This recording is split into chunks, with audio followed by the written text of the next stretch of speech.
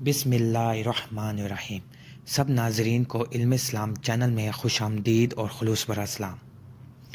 اور اللہ تعالیٰ نے ایمان والوں کے لیے فرعون کی بیوی کی مثال بیان فرمائی، جب کہ اس نے دعا کی، اے میرے رب، میرے لیے اپنے پاس جنت میں مکان بنا اور مجھے فرعون سے اور اس کے عمل سے بچا اور مجھے ظالم لوگوں سے خلاصی دے۔ پس کرب الہی حاصل کرنے کے لیے انہوں نے اللہ کے سوا جن کو اپنا معبود بنا رکھا تھا، انہوں نے ان کی مدد کیوں نہ کی، بلکہ وہ تو ان سے کھو گئے، بلکہ دراصل یہ ان کا محض جھوٹ اور بالکل بہتان تھا۔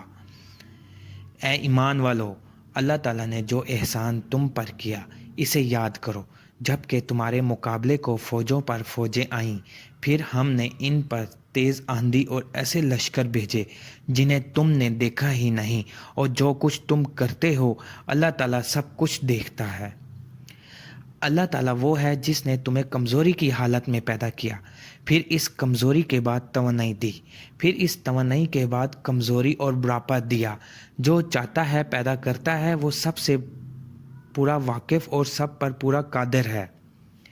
اور اگر ان بستیوں کے رہنے والے ایمان لے آتے اور پرہیزگاری اختیار کرتے تو ہم ان پر آسمان اور زمین کی برکتیں کھول دیتے، لیکن انہوں نے تکذیب کی تو ہم نے ان کے اعمال کی وجہ سے ان کو پکڑ لیا۔ بے شک ایمان قبول کرنے والوں اور نیک کام کرنے والوں کے لیے وہ باغات ہیں جن کے نیچے نہریں بہہ رہی ہیں، یہی بڑی کامیابی ہے۔ جو لوگ اللہ تعالیٰ کی آیتوں سے کفر کرتے ہیں اور ناحق نبیوں کو قتل کر ڈالتے ہیں، اور جو لوگ عدل و انصاف کی بات کہیں انہیں بھی قتل کر ڈالتے ہیں، اے نبی انہیں دردناک عذاب کی خبر دے دیجیے۔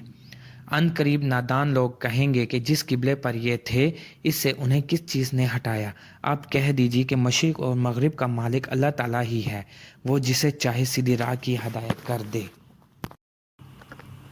مزید اسلامی معلومات حاصل کرنے کے لیے ویڈیو کو لائک اور چینل کو سبسکرائب کریں۔ شکریہ۔ اللہ حافظ۔